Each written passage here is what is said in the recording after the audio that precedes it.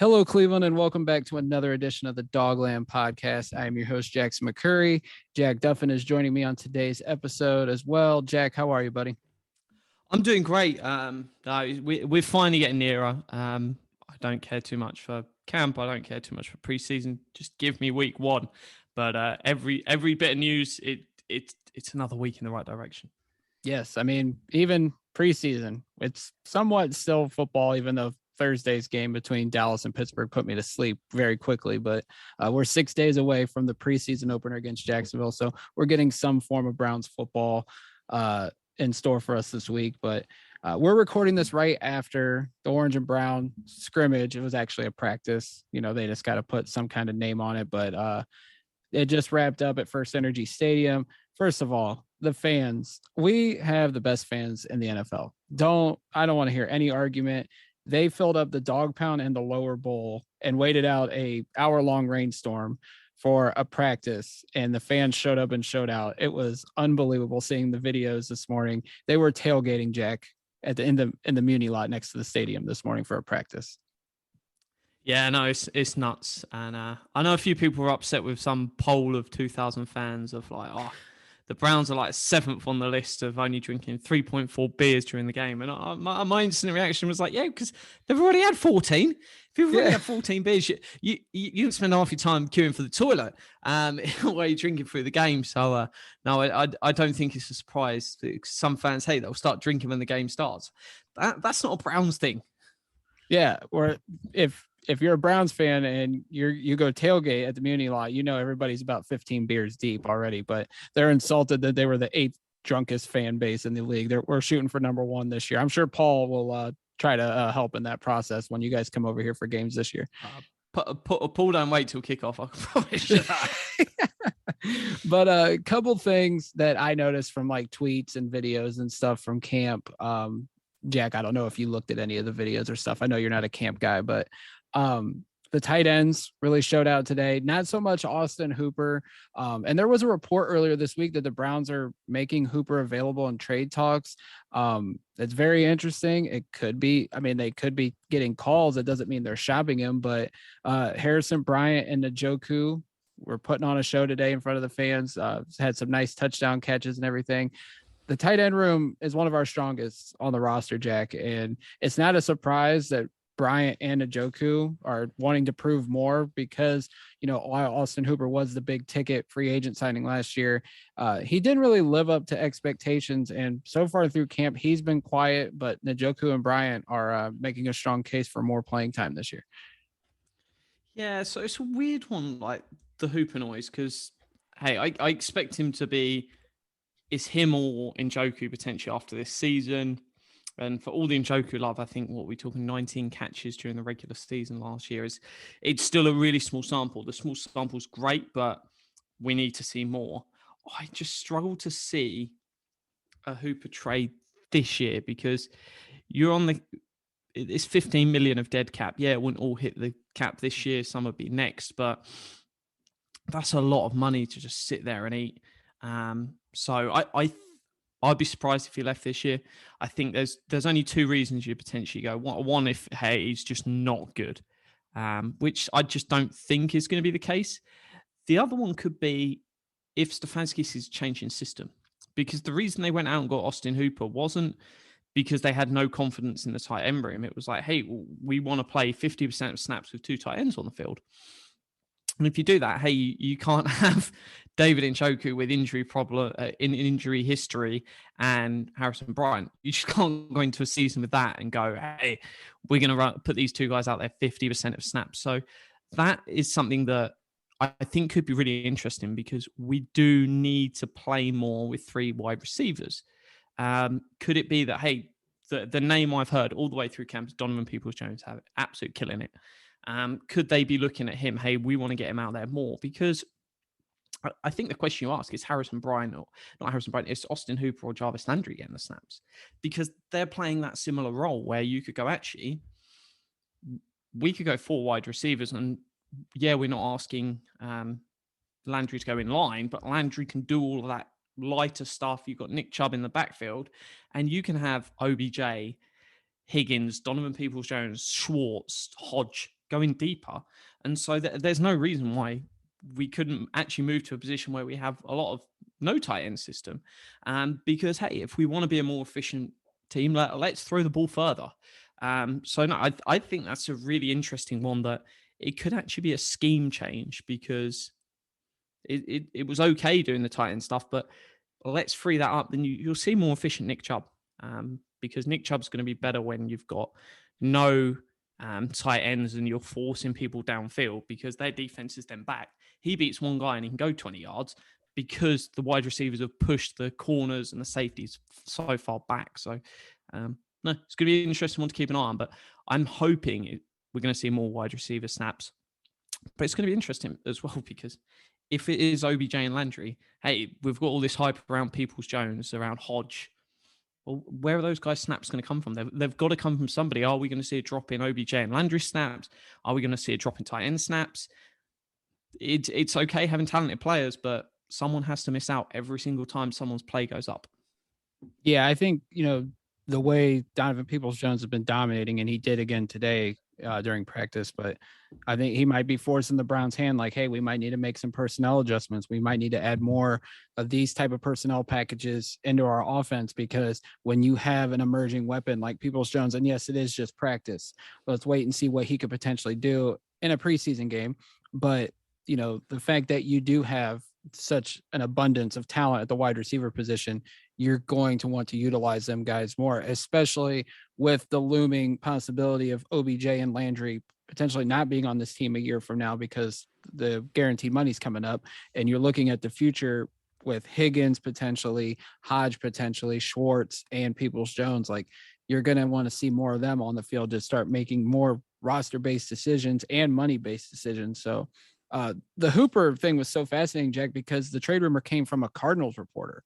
So it makes me wonder if the Cardinals were trying to make a play for Hooper. Their tight end position lacks talent, but it was just fascinating. So that's something to definitely keep an eye on. I don't see a trade happening now, like you said, because of some of these cap hits, but in Hooper's contract. But I mean, if Barry knows, hey, we got Bryant, Njoku, and Carlson, they can get the job done. If he can get something for Hooper, I mean, I'm sure Barry's not afraid to pull the trigger on a deal. Yeah, and to be fair, the Cardinals are the team all off season. Probably a large part of last season where I was like, hey, that's the obvious team to call and ask about David Njoku. More from his angle than Hooper's, but hey, I don't mind. But one of those two dudes is unlikely to be on the roster next year. Who it could be, hey, it depends what happens this season. The ceiling's always going to be higher for David Njoku. He's more of an athletic freak than Hooper, but availability is key. So for all the love for David Njoku, the production hasn't been there. No. The efficiency, fine. No issue with that. But if you the most efficient wide receiver in the NFL, if he was only playing 10, 15, 20 snaps, that's not good enough. There's always got to be a balance between the two. So, no, it's going to be fascinating to see what they do there, because, hey, either way is going to be interesting and should be good. But those two guys, they can't coexist long term. No wonder David Njoku asked for a trade the minute they signed Hooper, because, hey, there was an expiration on one of the two, and he'd rather be somewhere where he could earn a second deal than go into free agency after who knows what this season's going to be. Absolutely. Just a couple injury notes, and then we'll get to why we were going to do this podcast today. Malik McDowell left practice early with an oblique injury. That's something to keep an eye on, obviously, because the defensive tackle room, if you listen to our previous episodes this week with Jared Mueller and Brad Ward, that's like the main position I think to watch in preseason and camp, just because there's a lot of unknown there. McDowell is essentially the lottery ticket in that group. Very cheap deal because of his past. So hopefully the injury isn't serious and he can get out on the field during the preseason to make his case for the roster. Grant Delpit, we all know he's coming back from the Achilles injury. He also has a hamstring injury now. Coach Stefanski revealed after practice. So that's something to keep an eye on, because the safety room is kind of a question mark right now, with Ronnie Harrison dealing with a hamstring injury, Sheldrick Redwine dealing with an ankle injury. They might bring someone in this week to add to that safety room. Javante Moffitt has made some plays during practice with his getting his crack in the rotation with some practice reps. So, but I kind of get the sense they will add somebody. And, Tag McKinley, I'm not going to speak on, or, what's the word I'm looking for? I'm not going to, what's the word I'm looking for, Jack, here? Oh, speculate. I am sorry. I'm draw a blank right there. I'm not going to speculate on why he's away from the team. Coach Stefanski said it was personal reasons. Hopefully everything is going well with him, especially, with the focus on mental health. Just hope Tak's okay and he's in a good place. The reports were last week that it was an illness, but now it's a personal reason. So hopefully he's good. And whenever he's ready to come back to the Browns, hopefully he's in a good spot and able to contribute to this team. So that's that. I mean, do you have any comments on the injuries or anything or concerns? It's one of, hey, it's a talented roster. You're going to get injuries. Luckily that they've not been bad or key players, which, hey, it sucks for these dudes that have gone out, but as long as Baker and sort of 5, 6, 7, 8 players remain healthy, the rest of the guys, I'm not going to lose sleep over. And that's just the way it is with the roster. Hey, you've got to have a strong middle and bottom. But the top guys go down, then, hey, Baker goes down this season halfway to the toilet already. If Tack McKinley, someone else goes down, it's not something I'm that worried about. Hey, I'd rather have him there. He's great third edge, up there with some of the best third edges in the league, but it is what it is. So, no, I agree with you. The defensive tackle position, though, is interesting. Some people just did not want to accept it when I said I'm not 95% sure and going to make Jordan Elliott a lock, because there is so many names there. And, hey, yeah, they've drafted him highly, but if they've got someone, Tommy Togiai, that they think's better and showing more promise, they ain't going to keep him because they drafted him in the second round. It's not like they're cutting him. They drafted him in the second round this year and then they're getting rid of him. It's, was he second, third? Who, Elliott? Third. Elliott. Yeah, third. But it's like that was a year ago. It's like, hey, you just don't know. You can draft a guy. Hey, John Dorsey drafted a guy in the third round and then cut him that same season. So let's not pretend a year down the line they're not willing to move on. Bill Belichick, one of the best to do it. He didn't hang around. If the guy's not doing what you deliver, then go and get another guy. So, no, I think there's going to be a lot of surprises in that defensive tackle room where people like, no, Tommy Togiai is not going to make the roster. Jordan Elliott certainly is. And it's like, well, I'm not betting millions on that. Yeah, I will say all the tweets that I've read during camp, I have not seen Jordan Elliott mentioned once. And today, Jake Burns of the OBR even said Sheldon Day, who I think someone they signed really early or really late in free agency. He was getting first team reps today. Like, I've heard everybody's name from Jackson all the way down except Elliott. So that's interesting. And even when I put together a projected 53-man roster, I didn't have Elliott making it. I had Jackson, Billings, Togiai, McDowell, and Wilson as the 5. But yeah, that's one of the positions where it's like you take a stab on who you think is going to make the team, and it could be completely wrong just because there's so much unknown there. So that is going to be the position to watch for sure. No one's getting them 4 names right. No, you do it by luck. No, I would put Jackson as the only lock, and then everybody else is kind of a question mark. Billings as well. Oh, Billings, because he's got the guarantees in his deal. He's fully guaranteed $3.5 million. Yeah. All right. So Friday, Jack, we got the first quarterback of the 2018 draft class to get extended, and it was Josh Allen, which was kind of the surprise, but not at the same time because they put a deadline on to where the contract has to be done by this date. I think it was week 1 of the preseason they wanted talks to be done with. And, deadlines usually spur action, and the deal got done. 6 years, $258 million, $100 million guaranteed, $150 million guaranteed. If an injury happens, I think that's what it is. But very surprised that Allen got this much money. He's averaging $43 million per year, which makes him the second highest paid quarterback on average behind only Patrick Mahomes. Jack, your initial thoughts of the extension, and once the details came out from over the cap, how do you think the deal benefits both Allen and Buffalo? Yeah, so this was a really fascinating race because what's widely considered as the three most smart, analytically driven front offices were the three teams in a race here: the Browns, the Bills, and the Ravens. Many people, you look at PFF, you look at a lot of the anyone that's analytically sort of driven within the NFL.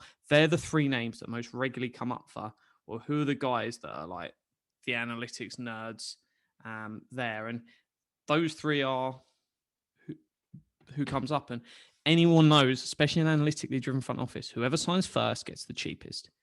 And that was the race. Hey, all these teams have made noises that they want to keep their guy.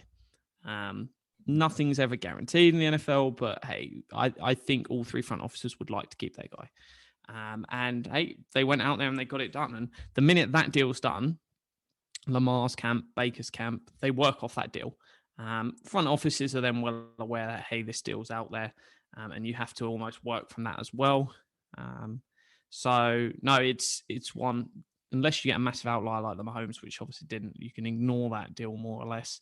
It's a 39.5 million over 5 deal, and then 50.5 over 5 after that. But that's one that'll benchmark when that arrives. But I think the market will move well past that. That's going to be the steal of the century, that second deal. The first deal, 39.5 is there. But this really sets a bar for what Baker needs to earn. So, yes, they can go the route of 6 years. I don't think they will. And lots of people seem to either not understand this take or just not want to accept the facts. So, the top of the D-line market for all the top elite, we're talking elite defensive linemen. Don't try and compare some top 30 edge rushers and then tell me that impacts Myles Garrett's deal. No, usually when you're talking about the deals, you're talking about those top 3, 4, 5 players. If we look at the top of the D-line market, we had Aaron Donald, we had J.J. Watt, we had Von Miller, we had Khalil Mack. Everyone had 6-year deals, and Myles got a 5. Joey Bosa then followed that with a 5. And that was just a sign that, hey, they're willing to negotiate a year down and slightly lower on the market rather than force more years. Nick Chubb, hey, we saw a 3-year deal rather than everyone else was a 4 and a couple of 5 years with Cook and Kamara. So again, that they were willing to go less. I'm not saying, hey, Baker's going to get some crazy outlier, but looking at the quarterback market, the vast majority of 4 or 5 year deals. We've got an outlier in Josh Allen at 6 and a massive outlier in Mahomes at 10. So my gut says Baker's getting a 4-year deal, because if they're going 4 or 5 and they've shown willingness to go, hey, some slightly better terms, and people said, oh, Myles Garrett didn't get better terms.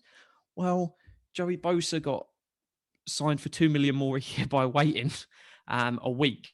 So that could be better terms. If they wait a week and then Bosa signs first, well, and Myles Garrett gets $2 million a year more, well, I would say $2 million a year is better terms. So you're talking $10 million over 5 years. So the idea that you can make someone the highest paid player at their position and be better terms, that's not crazy. Nick Chubb, it was slightly better terms than the market was sort of expecting. So just because someone's paid an awful lot of money doesn't mean you can get better terms than what the market might expect. So I think you're looking at maybe a 4-year, $41 million a year deal is probably where I'd expect it to be. So that's $1 million or more than Dak Prescott got a year. Potentially it's $42 million a year, but I think they're going to end up at a 4-year deal. It's going to be big money, but everything I've heard, Baker's not getting signed this offseason, which must mean something. Yeah, I think it's fascinating. Like, they are waiting. They might have been waiting for Allen's contract, though, or waiting for one of these quarterbacks to fall, and then they can work off of that. I mean, Baker did say today after practice, he's talking to the media because they had to ask him about the contract again. He said that he's not involved in the negotiations, and he said all he's going to do is go out and play. And he goes, and it'll speak for itself. If he plays well, they'll pay him. If they don't, if he doesn't, if he struggles, if he's what he was the first 5-6 weeks of the season last year, the Browns have every right to wait. But they, at the same time, they could have been like, hey, we'll wait and see what the Allen deal looks like. We'll look and see what the Lamar deal looks like, and then we'll go from there and we'll start negotiating. I mean, there has been reports from the OBR, from other outlets that, the talks really aren't hot yet, or there's no talks at all. I'm fascinated to see how they're approaching this. I mean, it looks like they're going to wait. If they want to wait, that's fine. If they want to get this done, let it get done. I mean, I think I'm good either way. However you feel about it, I mean, that's good. Like, at the end of the day, it doesn't affect us. Like, if at the end of the day, we're still going to be Browns fans, Baker Mayfield's the quarterback at least through next year, and then we'll see what happens after that point. I mean, at the end of the day, like, just whatever the Browns see as the best situation and whatever Baker feels like is the best situation for him, they'll come to an agreement, or the Browns will move on and we'll get another quarterback. I don't want them to, because I think Baker is going to be the guy, but I can't fault them for how they're approaching this, or how Baker and his team is approaching it as well. Yeah, if they knew he was the guy and they felt 99% sure, they were in love with him, they're like, we want you to be our quarterback forever, they would have made an offer before Josh Allen. And yes, Baker's camp could have turned it down, but then we would know that Baker's Mayfield's walked away from the table. There's no way something like that happens. A solid offer is made, Baker's camp rejects it outright and says, I'm not willing to negotiate.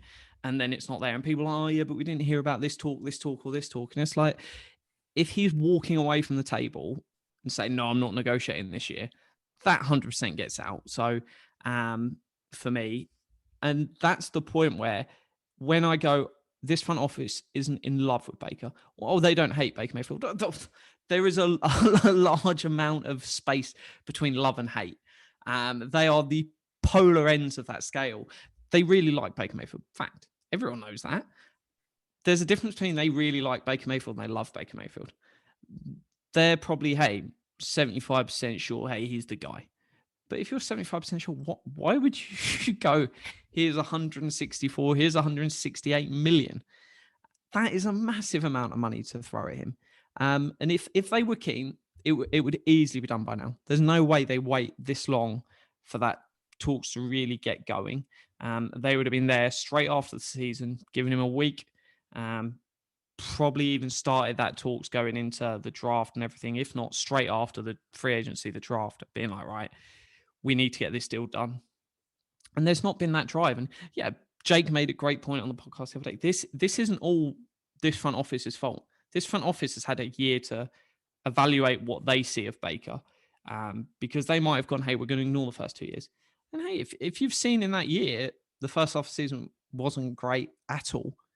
The second half of the season is incredible.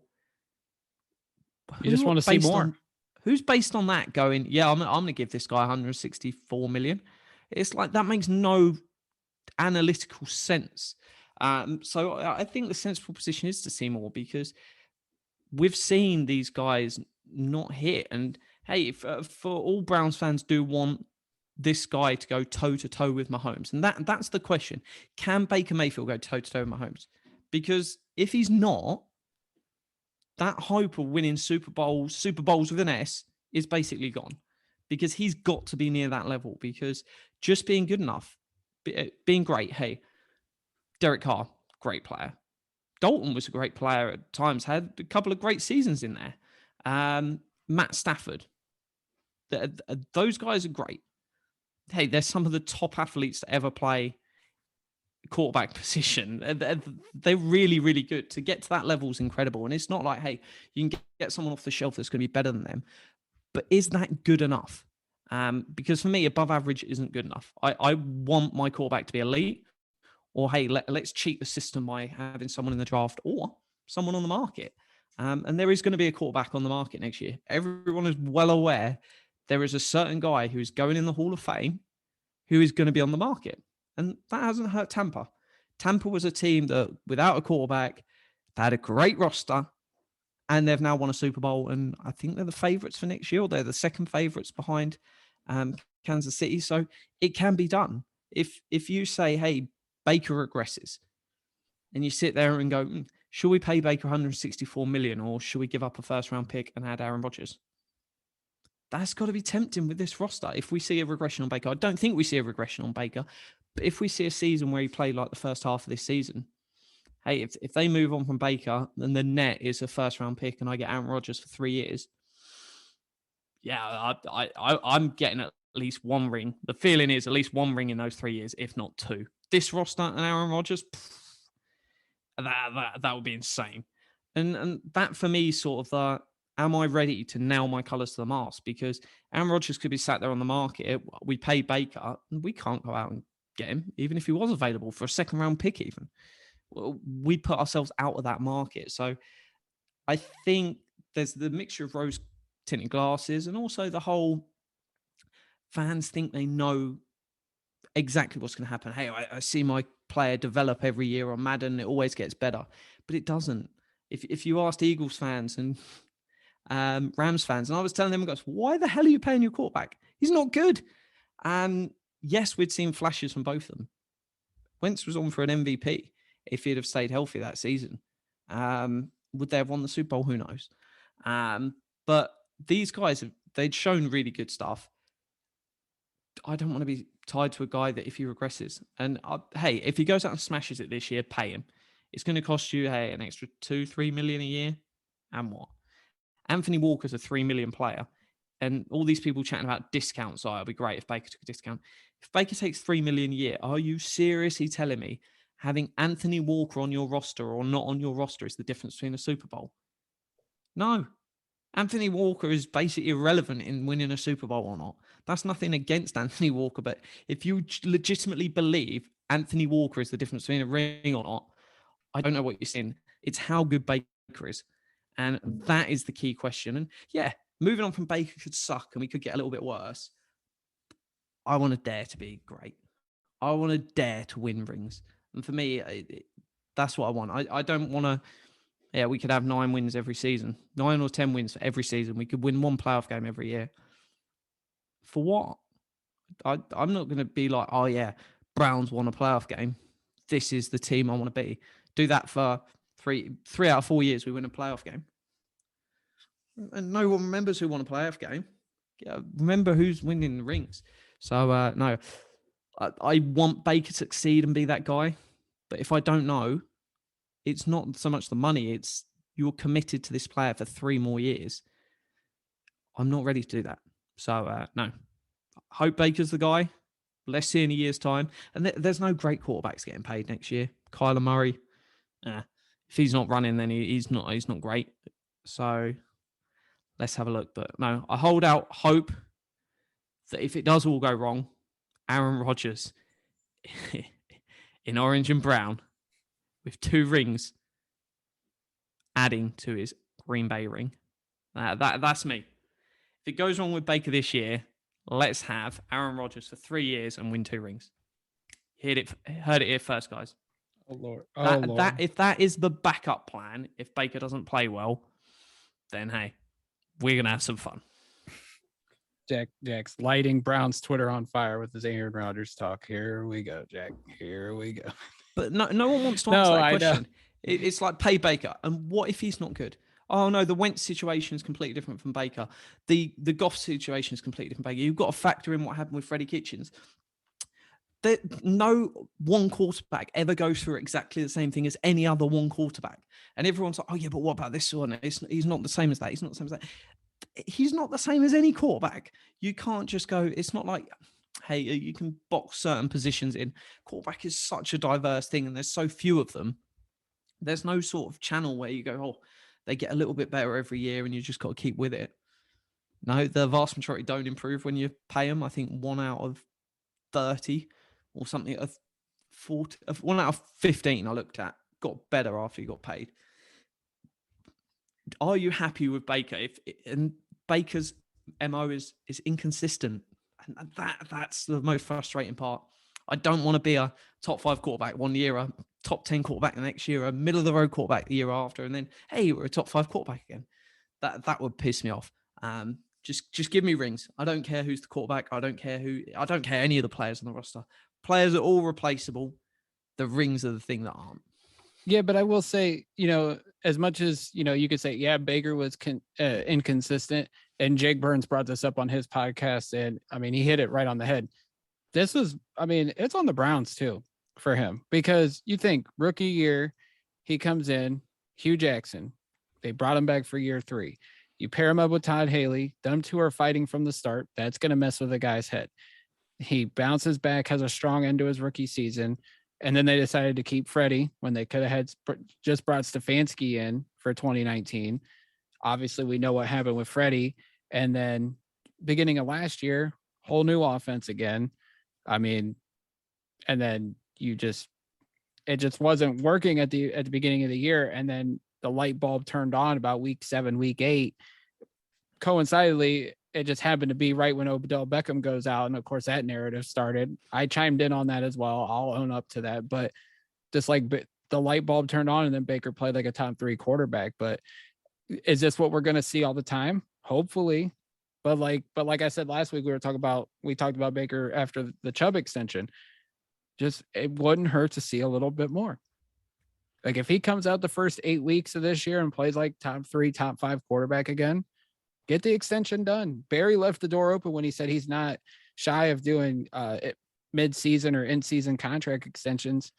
Baker balls out the first 8 weeks of the year. Give him whatever, $45 million a year, whatever the deal is. I mean, I don't think that's too much to ask. But like we said, if he struggles and you can fetch him and a draft pick or 2 for Aaron Rodgers, the pie in the sky theory, you definitely have to strongly consider that, regardless of Aaron Rodgers' age. Aaron Rodgers doesn't look like he's slowing down anytime soon. He's had his 2 most productive seasons the last 2 seasons. They went to the NFC title game both years. He won MVP. You put him on this roster. Of course, they're going to have to do some tweaking as well, just because of the cap and his new contract.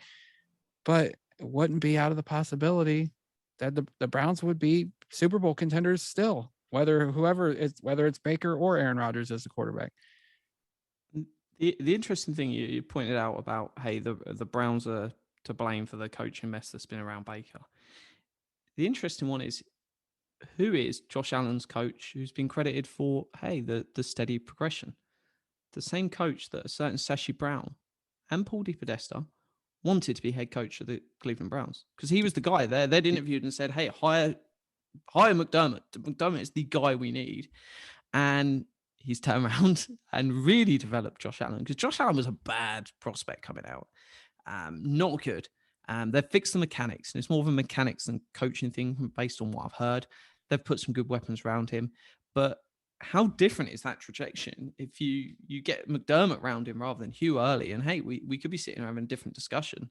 Yes. And that's just one of them that, hey, they might have known by now, but we don't know. For all the fault that is on Freddie, it's on Hugh, it's never 100% everyone else's fault. Yeah. And Baker came in a bit cocky that second season, a little bit overweight. The whole team did. Yeah. No, the ego was there. And yeah, that's gone. And hey, going through that's probably going to make him a better player long term. So it's just fascinating. And hey, I'm one of them. I like to be a realist with this stuff. If I don't know the answer, then I don't want to commit to it. And it's different with, hey, we're going to get onto Denzel Ward. That front office is going to have a really good idea on Denzel Ward. Hey, the injury, what's caused it. They're going to have lots of medical records that the average Joe or anyone on Twitter is not going to have a clue. The OBJ stuff, hey, where Baker clicked and it didn't. You can have whatever discussion you want on Twitter, and you can have enough evidence that you're right. But the guys inside the building that have got to make that decision on who stays, who goes, and everything else, they know.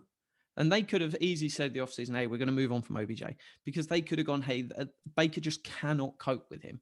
And that's not Baker's fault. It's not OBJ's fault. They could just have seen it and be like, it is the OBJ problem. And the fact that OBJ is still here probably means it isn't. And there's some stuff that you're going to know behind the scenes that we could never know on the outside.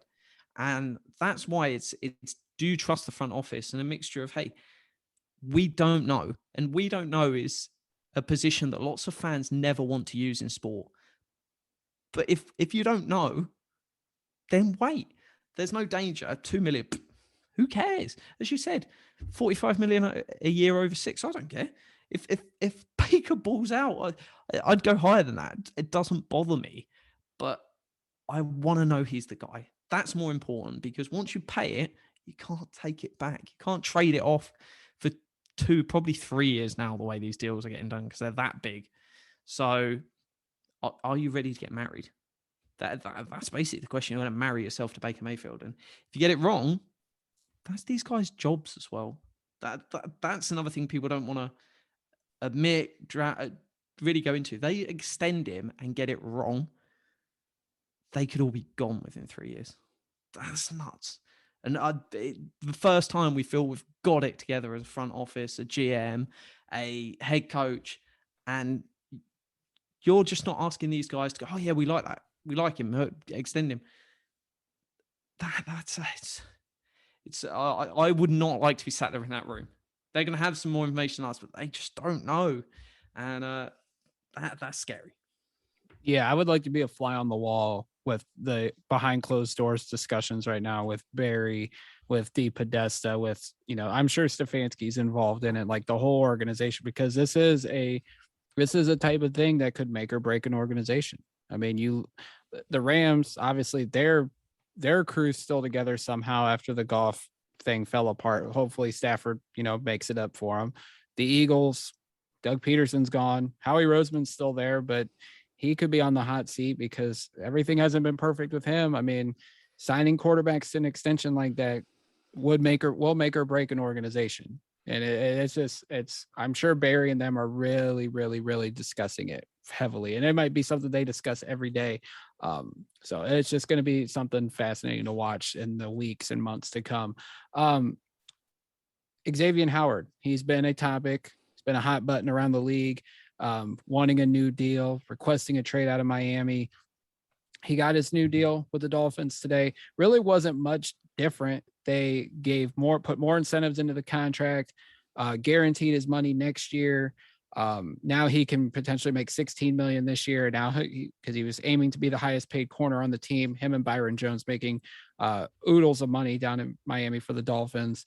And it's so funny, Jack, because right after this came out, Jeremy Fowler of ESPN reporting that the Browns are now having discussions with Denzel Ward about a new contract.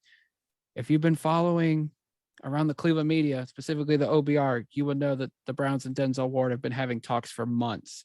Same time, just a little bit earlier than the Nick Chubb extension talk started. So this isn't really new news, but I did find it fascinating that report came out right after the Xavien Howard contract came out. Jack, do you think with Howard's new restructure or modification to the deal, is this going to have any sort of effect on Denzel Ward's potential new extension coming soon?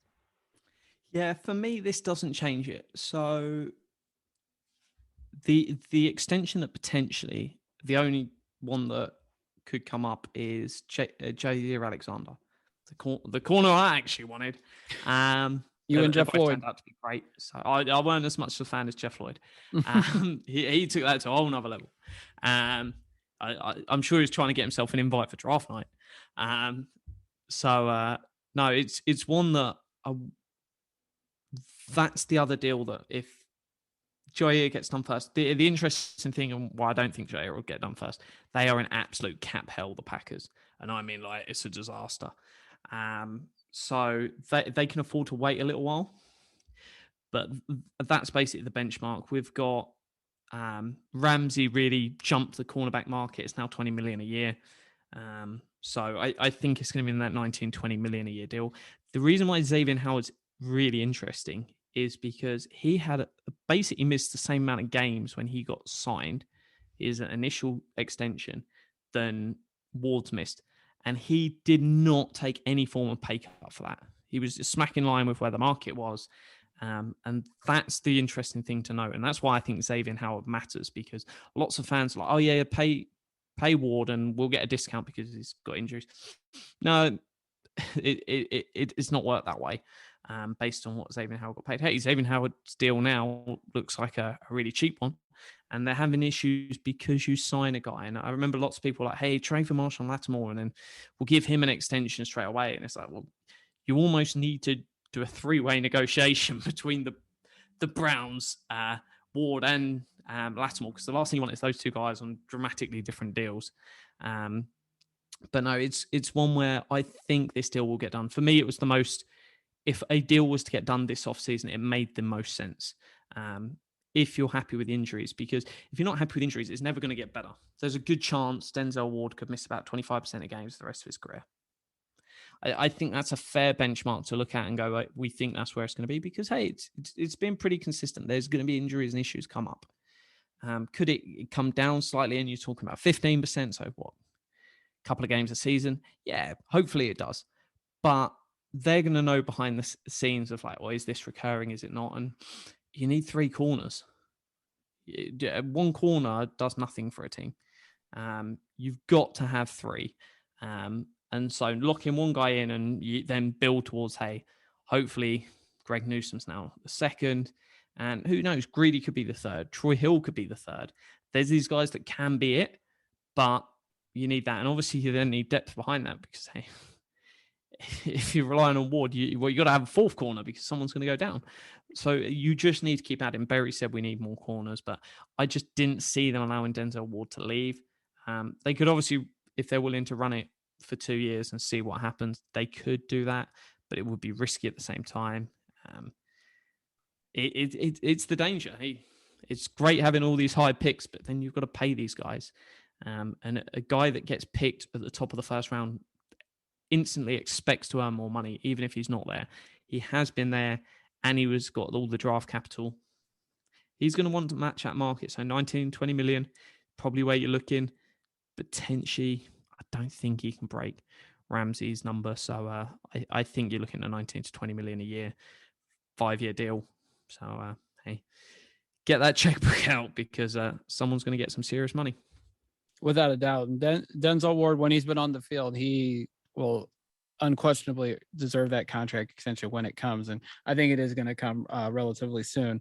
Last note, this isn't related to the Browns, but Darius Leonard, now the highest paid linebacker in the NFL, signed the 5-year, $99.25 million contract this morning, topping the deal that Fred Warner just got a couple weeks ago.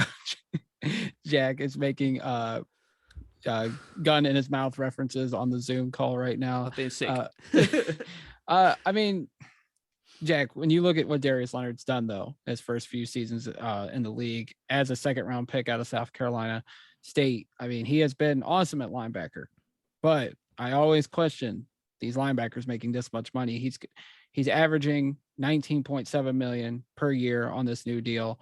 And that's a lot of money to shell for a linebacker. But I mean, you look at the deal on over the cap, not too bad for him. It's essentially a 3-year deal because they can get out of it when he turns 30 in 2025. But those last couple years, especially 2025, the cap number, $23.5 million. Of course, the cap is rising, but that's a lot of money for an off-the-ball linebacker. It just comes to this question. It's like, hey, and it has to start at the draft. Lots of people are like, oh, well, we draft the best player and then we'll deal with it in 4 years' time. That isn't the way of looking at it. You have to start right up at the draft, because, hey, if you ask a team now, what would you rather have? Would you rather have Fred Warner, Darius Leonard, Denzel Ward, Jalen Ramsey, any of those guys? Well, I'm taking Jalen Ramsey out of that, and then I'm taking Ward next. Then I'll take Leonard, then I'll take Warner. They're all great players, all elite players. But who would you rather have? And it's like, hey, well, I'd rather have Darius Leonard and Denzel Ward. Well, if you do that, then you're not going to have Myles Garrett on the team, because you can't pay everybody. And that's sort of where it comes out. And so that's why if a team's taking a running back at the top of the 2nd round, they're taking a linebacker at the top of the 2nd round. Well, you're not keeping these guys for 4 years and saying bye. You're looking usually to extend that guy. Yeah, once you get into sort of the second half of the 3rd, and especially the whole of day 3, just draft what you think's the best guy. It doesn't really bother me. Hey, if you think someone's great, go for it. Because if you hit on any of those, and if you get a starter out of the day 3 pick, then you're doing really well. It doesn't even have to be just an average starter. For a day 3 pick to become a starter is a big achievement. But when you're drafting that high, you're drafting a top 50 pick, and you've got to ask, well, do you want the next Jalen Ramsey, or do you want the next Darius Leonard? I want the next Jalen Ramsey, because that's what matters more. So it's not, hey, we've drafted a great player, but it's that opportunity cost. You can only pick one player when you've got a draft pick. when the Browns picked number 4, it's not like, oh, well, we could go do A, B, or C. It's like, it's not A and B. It's A or B or C. And you're committing yourself 4 years of rookie, 4 years of veteran. It's about 8 years, say. That's best case. So obviously, it could be bad and you get rid of the guy within 2 years. But for me, it's just a bad use of resources. Hey, is he incredible? If they'd have drafted him if they had drafted him on day 3 and he turns out to have this career, I don't know where Fred Warner was drafted, but I don't think it was that high. I think it was a 3rd round pick. Yeah. Say it's late 3rd. It's like, hey, fine, pay the guy. And Bobby Wagner was drafted. 2nd round pick. He's 2nd. So even that's not great. Obviously, I'd never take one as high as Luke Kuechly. Right. Luke Kuechly was phenomenal. That's not saying it's bad, but if you get that guy on day 3, then it doesn't bother me as much paying them, because you've hit gold rather than you went out there with the intention of this guy being amazing. And that's for me, is why it'll always day 1 or day 2. It's like, I don't want to be chasing lower value positions, because you could go out and get Byron Jones and spend a load of money in free agency. You could get somebody else and really invest. So, I just think it's a bad move for roster building. I think the Colts are probably, they're really smart, but Ballard for me is the most. If you want to look at a GM, and I talked about daring to be great, striving to be average would be what I would label the Colts. It's just, for me, everything I hate as a franchise building. Is Quentin Nelson going to the Hall of Fame? Yes. He was the only player in that entire draft that I felt like, this guy is going to be a Hall of Famer. But is your goal to draft Hall of Famers, or is your goal to win a Super Bowl? Because I don't legitimately believe that Quentin Nelson can ever be enough of a difference maker to be why you won a Super Bowl. Baker Mayfield, 100%. If Baker Mayfield is the player you want him to be with the 1st overall pick, that is a guy that makes the difference between winning a Super Bowl or not. You're never going to get that out of a guard. You're never going to get that outside of a inside linebacker. Myles Garrett, Denzel Ward, these are difference-making positions. No one's obviously more important than a quarterback, but I just think if I was a Colts fan, I would be gutted. Just, it's not the paying these guys; it's at the time they're drafted. You've got to be amazing, and thank God I'm not, because I want your Cortland Suttons. Yeah, hey, he might not go on to have the most amazing career, but if he achieves what you hope he achieves, and you get a top 10 wide receiver in the NFL, happy days. But dare to be great. That's something that if I ran a front office, that would be the slogan that I'd probably put everywhere. Dare to be great, because that's the way I want my front office to operate. Just keeping yourself in a job, and you look at Chris Ballard, he's probably going to be one of the most steady GMs in the league. But I just think if Aaron Rodgers was on the market, he wouldn't even risk that. Carson Wentz was just the safe. Go for Carson Wentz. We could trade up in the draft and go get somebody. Nah, we'll just take Carson Wentz. It's going to be okay. And I don't understand like the Colts, their thinking. I mean, looking at their depth chart, their secondary, their highest drafted pick was Rock Ya-Sing, a corner in the secondary. Yeah, he was 2nd round pick. Everybody else has been free agent signing. Safeties, they've spent a lot of draft capital in, but yeah, it's not good roster building. And I feel like you, Jack, they're just kind of daring to be average because they're not taking chances. I mean, they traded for DeForest Buckner and gave him a lot of money. That was a good deal. But I mean, even that, no, you don't like that one. I like that because I like Buckner. Why would you spend a 1st round pick on him when there was dudes in free agency who they weren't quite just as good, but they were nearly as good? And that 1st round pick, you could have taken that 1st round pick and that 1st round pick for the next year and gone and got a quarterback. That they needed a quarterback. Yeah. It's like Phillip Rivers was never going to be the answer. Carson Wentz isn't the answer. It's like, how many times do you want to just be good? And I just think his goal is to have a winning record every season.